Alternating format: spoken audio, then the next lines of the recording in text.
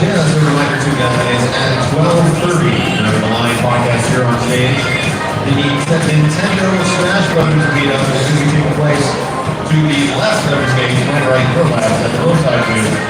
That was hosted by ECG Cosplay. That's happening at 12:30.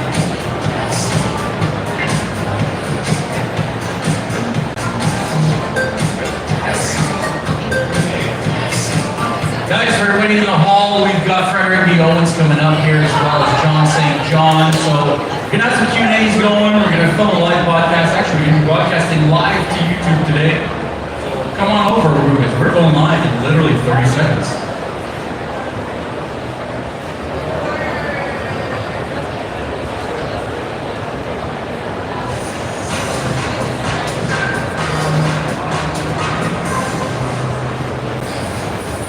Well, that intro wasn't so good. A little bit how we're feeling this morning. What's up, everybody? Welcome back to another episode of the Geek Team Podcast. I don't know anybody in the audience just yet, but we are live from Toronto Game Expo 2025 Spring Edition. Yep. Hey, how you feeling this morning? Hungover as balls. I'm not gonna lie. We kind of time went on last night thanks to Toronto Game Expo, the lovely people at Hotel X. We had our after party there hosted by yours truly, the Geeks Company. And yeah, there's probably a lot of people that maybe have a little bit of a hazy memory at the end of that one because boy, how you did it up good, kids. If you missed the after party, you definitely missed out. Hopefully, we're back in the fall, we can do it again, and we had a great time.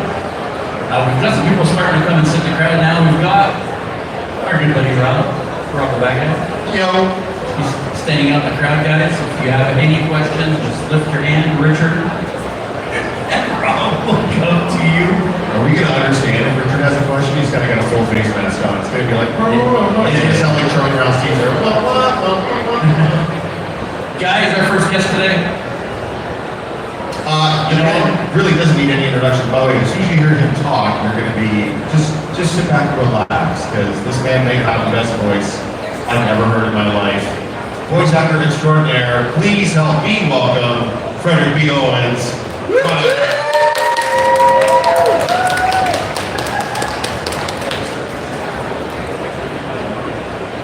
You get the big couch. You can sit, Fred, you can sit where you want. You're next. Hello, everyone. I'm going to sit on the big couch. I like this. Are you hearing this? It's like honey corn with thunder. Like that dude's voice. There we go. Morgan Freeman, who? Listen to this guy. Fredrick, before we get started, for people that might not know your work, what are you mostly known for? What am I now? Mostly known for? Probably doing Broadway shows. I spent 22 years on the Broadway stage. Original cast member of Smoky Joe's Cafe, Little Shop of Horrors. I did Anna Melancha, Jesus Christ Superstar, which I also did the film in 2000 that was shot in London, England. So most of them are from Broadway. You were on Broadway 22 years. What prompted you to transition then from being a Broadway veteran to now into more of a voice actor role? Well, I was doing the Broadway show, Jesus Christ Superstar, when the director of Who You came to one of the shows. And he had invited me to the studio to do some background vocal work for Who You. And his good friend just happened to be the director of Teenage Mutant Ninja Turtles. And he asked me if I would do some characters on the show. So that's how it all started. That's right place, right time. Yes. So you've obviously got the big theater background. Yes, indeed. How much did that influence when you did get into voice acting, all of that 22 years on Broadway, the theater acting and training, how much did that help you or influence you in the voice acting career? It played a huge part because as a theater actor, you're taught to be as loud as you need to be or be as soft as you need to be. So once I got into voice acting and they had characters that I had to be loud for, I wasn't afraid to be loud. I knew exactly what they meant. So it's actually an easy transition because you're basically just, for the most part, over-exaggerating things that you would normally do in theater anyway. You know, so. I feel like theater is one of those disciplines as well where you would typically be overacting your stuff versus something that maybe on screen is film or a TV show. In theater, in costume, and the people in the back, you want to make sure they see your expression. You also do that overacting. I'm assuming that helped a lot in that transition and the interpretation of different characters, like characters in the game. Absolutely. I mean, for the most part, everything that they asked me to do in voice acting were things that I had already done in theater. They just wanted to magnify it a lot larger. Like when I did the voice of Leatherhead, and they said they wanted like a voice, but they wanted more airy sound. So if you the introduction to Leatherhead, he says, "Allow me to introduce myself. I'm Leatherhead." Now you go from Leatherhead to Traximus, where he was down here, and everything with him was a lot more menacing. So I understood that. So it was always easy to be directed because there were things that I always understood anyway. And that's the fun part of it, really. Because had it happened without my having theater background, I would be so intimidated behind this microphone right now. I guarantee you. Guys, if there's anybody in the audience that have any questions for Mr. Owens here, raise your hand. We got Rob over here, fancy gentleman with the purple pants. I'm gonna see what that's for just yet. We're gonna see very soon. Actually, 87 later, Sam. Oh, I think Megan has a question. Do you have any favorite characters that you've done from voice acting? I would have to say because he was my first real character, Leatherhead. Because he was my first real character. But after that, it would be Goldie Roger. Yes. And there were a lot of other characters. I've been in conversation with David about this a lot. I have done so many characters. Over the years, I've probably forgotten half of them. I don't even remember. So if they don't tell me, or if fans of mine don't send me stuff and let me know, I could probably tell you 10 characters that I've played over the years. So there have been at least 65, 70 characters. Yes. I want to say your IMDb says it's a lot more than that. Well, he finds it. Yeah, Rob, the fact guy. Yeah, he We finds need to know how many listings on Fredrick's IMDb here. Do you miss the grind of Broadway on theater at all? Like you're talking 8 shows a week for however long the run goes on that time. The grind of Broadway theater acting. No, don't miss that at all. Well, because the older you get, the more things you tend to forget. And so trying to memorize a script right now at my age, I'm not feeling it at all. that 8 shows a week grind is not okay. I'm just money. It must be a very different feeling going into work when you're going in to work with a whole cast of people versus when you're going to record a cartoon, you're sitting alone in the booth doing your thing, or standing alone in the booth, but it's a very solo thing versus in theater. Is that something that attracted you to the animation, the voiceover side? Well, I always wanted to do voiceover here. I was fascinated, just like everybody else watching cartoons come up, and I had the opportunity to read an article that featured Mel Blanc. And at this time, I didn't know that one guy was doing all of these characters for Warner Brothers. And I was totally fascinated by it, and I tried to mimic as many of those characters as I could. So when it came time for me to do it, I was in the pocket, man. I was totally in the pocket. Nothing that they threw at me intimidated me. It was like, I'm prepared for this my entire life. Kids must have loved play dates with you. Oh, I'm sure. But my grandfather was also one because he was a big man. He was 7 feet tall, 300 pounds, and his voice was twice as deep as mine. So just listening to him tell stories about his childhood, you know, we became totally enamored with all of it. Big time. Yeah. Is there any particular property or IP, especially now that you're a voice actor, that you haven't had a chance to work in yet? Maybe like, I'd like to get into that, that'd be cool. Or maybe a video game or something that you haven't had a chance to do that you might want to. Voice acting for film. Oh yeah, okay. Yes, sir. Yes, sir. Like, are you talking more like? It seems like almost every character that I've ever desired to do has already been done. It's like I show up too late. You know, like, I would have loved that Darth Vader. But I showed up too late. James Earl Jones already had the role. So film work would be the goal, I guess, at the end of the day, as far as what acting goes.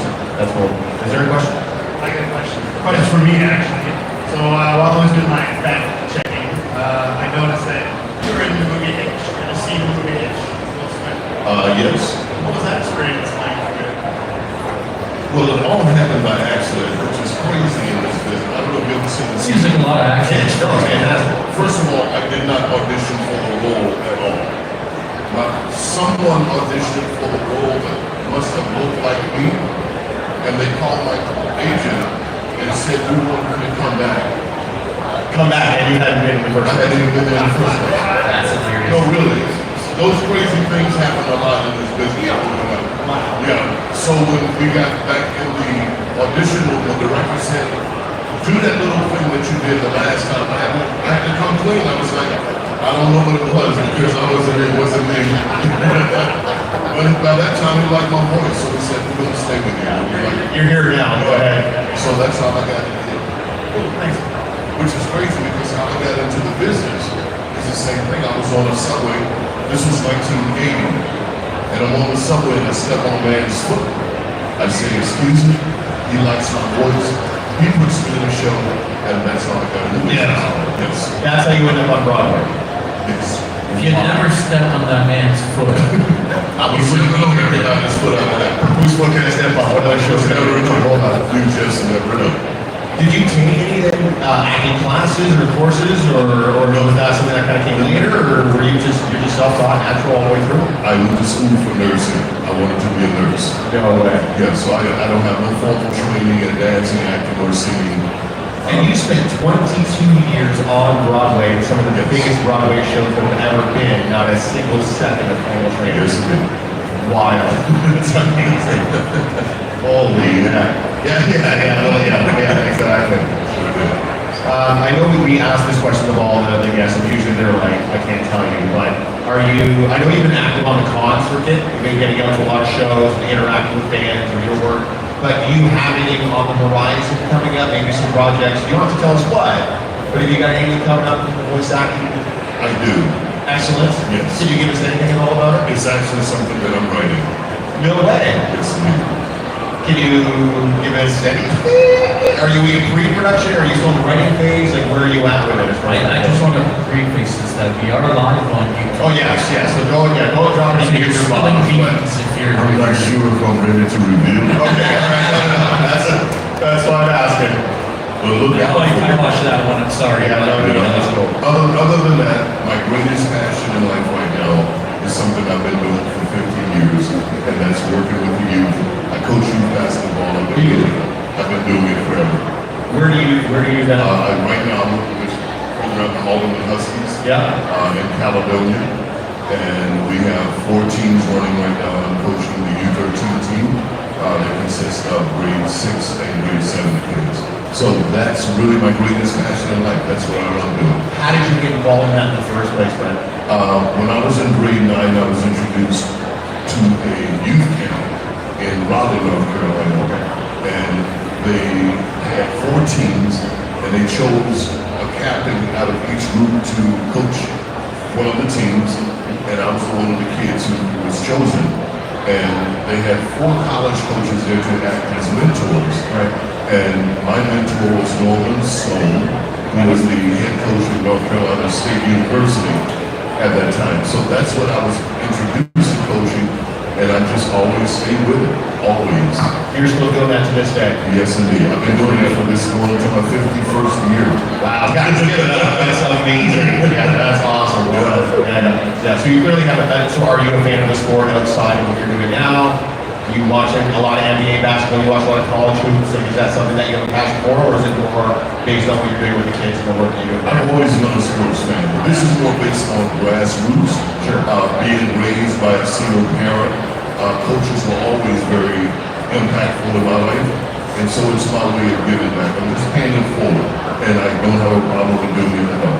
So it's more like a mentor role as well as a Yes. coaching role that you're doing for them. Yeah. Do you end up like sort of keeping track of some of the kids that come back into your life much later on, talk to you about the impact that you had on them Yes.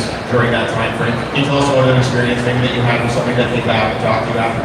Always, Yeah. all of my players, because they're taught to give back to the community or give back, pay it forward. I also have a program that I created 25 years ago called BABY, and BABY is an acronym for Building a Better Youth, where I bring players in and I teach them through basketball the disciplines of life and better prepare them for the grind once they're done with high school and go on to post-grad. So I have 4 players in the NBA right now. That was going to be my next question. Did any of them go pro? And you still get a chance to chat with them every now and then. Yes, that I've worked with. I guess the biggest would be Shea Gilgeous-Alexander, Yep. who plays for OKC. Yep. These are guys who, when I met them, like Shea, he was like in grade 6 or grade 7, and he just kept working. He was a hard worker. He never aspired to play in the NBA. He just wanted to keep getting better and better. And I'm also a skill developer, so I teach skill development in basketball also. So when I look at kids like him, knowing where he came from, his humble beginnings and everything, it always makes me feel good because that must have been what my coaches saw in me. Right. That allowed them to invest so much time into me. It must be so fulfilling. I can't Yes. imagine watching these kids that you sort of mentored up through and watching them go pro and have such a successful career based on not just the hoop skills that you taught, but the life skills that you taught as well. Absolutely. Yeah, that's fantastic, guys. Frederick, when we talk to industry people, we often, ask what your suggestions or your kind words would be to people that might want to get into voice acting. Now, I know you came in by mistake. Yes. But I'm sure you've been in this so long now that you probably have some advice for people that, hey, maybe that's the path that they want to go down. Well, one of the things that I always try to tell the youth who wants to get into the industry, number one, be true to who you are. This business is very influential. It can change you if you're not careful. So make sure that you are rooted. Whatever your principles are in life, stay with them because there's an element in this business that can take you into places that you're not ready for. Once you get there, understand that they're hiring you for who you are. They're not hiring you to be something that you aren't. Stay within what you do best. For those little things that you do a little bit, but you don't know if you have the confidence to do them at this level, go to school, take classes. Find a class somewhere where you can better your skill set. It's no different than basketball. You continuously better your skill set so that when you go to the next level, you're ready for it. I was very fortunate in that every place that I ended up being, like my very first play that I ever did was with James Earl Jones, who was everything for me at that time. I had worked with his father, actually, Robert Earl Jones. So when I worked with him, and I would always pick his brain, and I asked him one day because I used to stutter. James Earl Jones also had a stutter. I found out we Yeah. had that in common. So when I asked him, I said, "Can you give me any kind of advice?" He says, "Open your damn mouth." And that was it. I've been talking ever since. You guys stay in touch? You and James Earl Jones? Yeah. We did for a while. Sure. But then when he started, Getting some of the bigger. no, he was not doing well at one point. So, Oh, I got you now. yeah. When you try to get in touch with him, someone else asks. That's one of those things. Yeah. Questions, guys? No questions from anybody? Come on, guys. I see Richard's nodding his head here. He wants to talk. No, I know that. No, he just doesn't want to get Look at his mask. He can't talk. He's got 8 questions. You just can't say anything.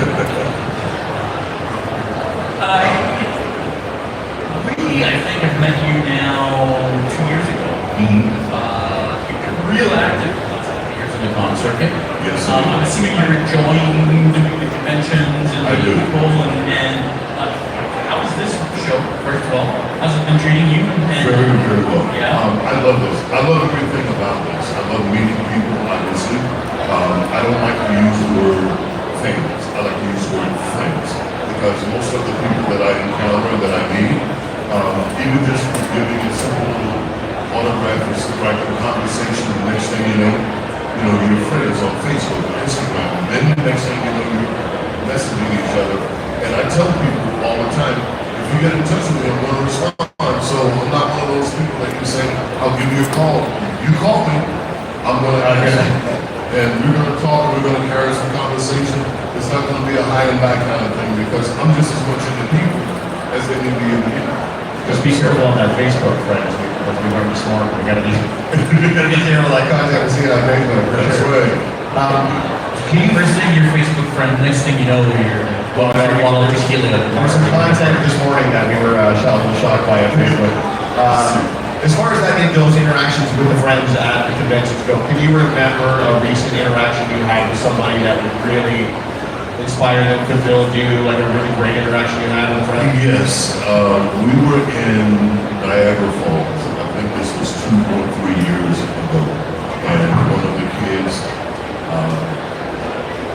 who's a special needs kid. And his father or his mother, whichever one, they were a little bit concerned that I was not going to have patience with him. So every little thing that he did, they tried to talk me through or justify and everything. And I told him, it's okay. As long as he is who he is, and you let me be who I am, we're going to make this thing work between him and us. So I told the parents, leave him alone. And so he basically talked me through what it was that he wanted. When I didn't understand what he wanted, I would ask him questions, but for the most part, now here's the trick. When we were done, he said, do you mind if I get a hug from you? It broke me.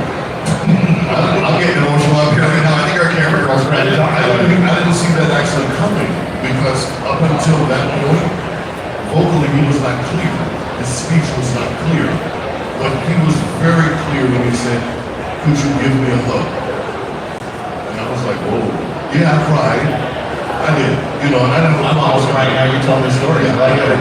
So it's those kinds of things that when you come to events like this, you just never know. Somebody they're going to impact their life in ways that you don't know how valuable you are to their life at this time. And that's when it's all we do. And it feels like 50 years of mentoring kids from single parent homes or wherever in basketball has clearly prepared you for this type of interaction with friends and fans around the world as you're doing now for the past. Yes. So how long have you been on the concert now? How many years have you been going on these conventions? Yeah. Like this is my 4th year. 4th year. Yes. You're clearly I really didn't even know things like this existed until David told me. that guy right there. The TMNT collector right over there. Yeah, I didn't even know. Yeah. So, Have you gone to a con that maybe the con itself really, we'll say Toronto Game Expo obviously, but have you been to a con the last 3 or 4 years and you're like, oh, I can't wait to come back to this particular one. Do you have a couple of favorites that you've been the last 3 years? I think London would have been my favorite one. Oh, man. Yeah. I'm a London boy, that's where I'm from, so I appreciate that. Oh, yes, sir. What is it for you that makes a con special for you? What makes a con like, I can't wait to do that one again or whatever? What can the con do to win over a Fredrick B? As strange as it sounds, and I'll keep it open, it's personal for me. David would know this, but most people don't. When what looks like when we sign autographs and things and people give you money, that's what they see. What they don't know, and I'm not even sure if I'm comfortable with sharing this, but I always find a charity to donate whatever I make here. And so, Good for you. so whatever it is that I can find to elevate the youth, wherever it may be, I always do it through here. So it's a blessing for me, and it's more of a blessing for me to bless someone else. Yeah. We should talk afterwards. I'm heavily involved in a non-profit convention in the area, and all the proceeds go to Big Brothers and Big Sisters. Okay. Shout out to them, so maybe we can have a good conversation afterwards. I would love that. Absolutely. Guys, any more questions for? Yeah, okay. Any questions? Oh, we all. Now, Let's see how long we can get. now we're into the question. All Fredrick, you mentioned earlier about doing the voice acting business. I spent some time as an actor in the business, and I had an agent that represented me. As a voice actor, do you use an agent or do you require an agent? Do you recommend for anybody? I had an agent when I first started, and I went to New York City College and took a course on how to negotiate my own contract, so I didn't have to give my 10% away. So I learned how to negotiate my own contract. So no, I don't have an agent anymore. Smart. Guys, if you want to have a chance to, oh, we have one other question? One more question. All right, we'll take one more question.